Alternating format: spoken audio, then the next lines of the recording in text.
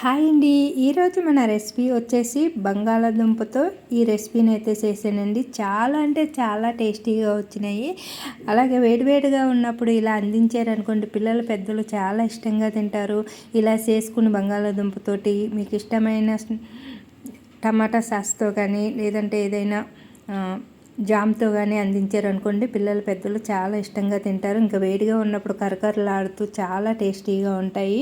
మరి చాలా ఈజీగా తయారు చేసుకోవచ్చు. ఈవినింగ్ స్నాక్స్ కింద, మార్నింగ్ టిఫిన్ కింద కూడా ఇవి తయారు చేసుకోవచ్చు. చాలా టేస్టీగా ఉండే ఈ స్నాక్స్లోకి నేను ఏమేమి వాడాను అనేది ఈరోజు మన వీడియోలో చూసేద్దాము. అలాగే చాలా టేస్టీగా ఉంటాయి. ఇంకా మరి చేయడం కూడా చాలా ఈజీ అండి. మరి మన ఇంట్లో బంగాళాదుంపలు ఉంటే చాలు, చాలా ఈజీగా ఈ రెసిపీని అయితే చేసేసుకోవచ్చు. చూసారా ఎంతో కలర్ఫుల్గా ఉన్నాయి కదా. మన ఇంటికి ఎవరైనా బంధువులు కానీ ఎవరైనా తెలిసిన వాళ్ళు కానీ వచ్చినప్పుడు ఇలా చేసి పెట్టారు అనుకోండి, దేంతో తయారు చేశారు, చాలా టేస్టీగా ఉన్నాయి అని అంటారు. బంగాళాదుంప తోట చేసేమంటే కూడా నమ్మరు, అంత టేస్టీగా ఉంటాయి. మరి దీనికి కావాల్సినవి చూసేద్దాం. ముందుగా నేనైతే ఒక పెద్ద సైజు ఒక 4 బంగాళాదుంపల్ని శుభ్రంగా కడిగి ఒక గిన్నెలోకి వేసుకుని వాటర్ అయితే వేసుకున్నానండి. వాటర్ వేసుకుని ఇలాగా 3 ముక్కల కింద కట్ చేసుకుని స్టవ్ పై పెట్టి స్టవ్ ఆన్ చేసుకుని ఒక 5 మినిట్స్ అయితే ఉడకనిచ్చినాను.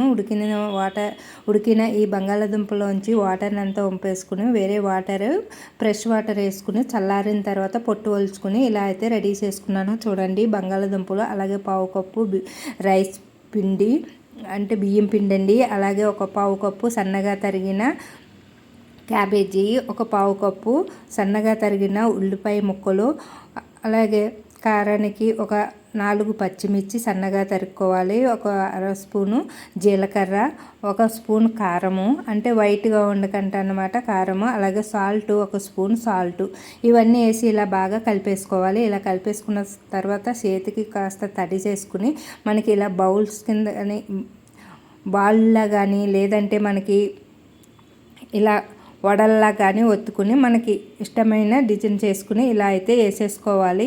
మీరు బాల్స్ కింద చేసినా సరే బాగుంటాయి, అలాగే ఇలా వడల్లా కూడా ఒత్తుకున్నా కూడా మనకి చాలా బాగుంటాయి. అలాగే మీకు ఏ డిజైన్ చేసుకున్నా కూడా చాలా బాగుంటాయి. ఇంకా ఇలా నేనైతే ఇలా వడల్లాగా కాస్త ఇలా ఒత్తి వేసేస్తున్నాను. చూడండి, ఇంకా డ్రీప్ అయి సరిపడా ఆయిల్ పెట్టుకోవాలి. ఇలా మనము ఇది కలుపుకుని పక్కన పెట్టుకున్న తర్వాత డ్రీప్ అయికి సరిపడా ఆయిల్ పెట్టుకుని స్టవ్ ఆన్ చేసుకుని ఆయిల్ వీటెక్కిన తర్వాత మనము వడల్లాగా నేనైతే ఇలా వడల్లాగా ఒత్తుకుని అయితే ఇలా వేసేసుకుంటున్నానండి. చూడండి, కాస్త వేగిన తర్వాత మళ్ళీ ఇలా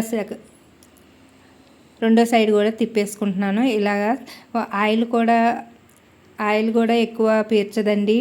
ఇంకా మన చేతులకు కూడా నూనె అనేది అంటుకోకుండా చాలా అంటే చాలా బాగుంటాయి.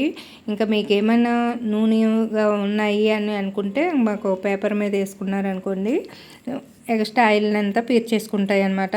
చూడండి, ఇలా గోల్డ్ కలర్ వచ్చేటంత వరకు వేపించుకుని తీసేసుకోవాలి. ఇంకా ఉన్నది మిగతాయి కూడా వేసేసుకుని ఇలా వేడివేడిగా ఉన్నప్పుడు మీకు ఇష్టమైన టమాటా సాస్తో కానీ లేదా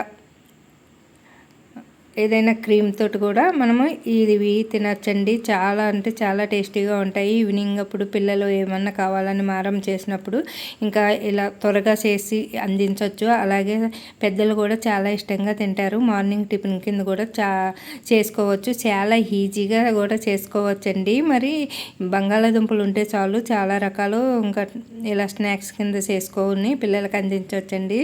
చాలా ఇష్టంగా తింటారు. మరి ఎంతో టేస్టీగా ఉండే ఈ బంగాళాదుంప ఈ రెసిపీని మీరు కూడా ఒకసారి ట్రై చేసి చూడండి. మరి దీనికి ఏం పేరు పెడతారనేది మీ సాయిస్, ఇంకా వడలని అంటారా, బాల్స్ అంటారా, మరి ఏదైనా మీ సాయిస్ ఏనండి. ఇలా మీ ఇష్టమైన షేపుల్లో తయారు చేసుకోవచ్చు డిజైన్ కింద. అలాగే ఇంకా ఇలా పొడుగ్గా కూడా చేసుకోవచ్చు, అది మన ఇష్టం అన్నమాట. ఇంకెలా చేసుకున్నా కానీ చాలా టేస్టీగా ఉంటాయి. చూసారా, ఎంతో టేస్టీ అయిన బంగాళాదుంప రెసిపీ అయితే రెడీ అయిపోయినాయండి.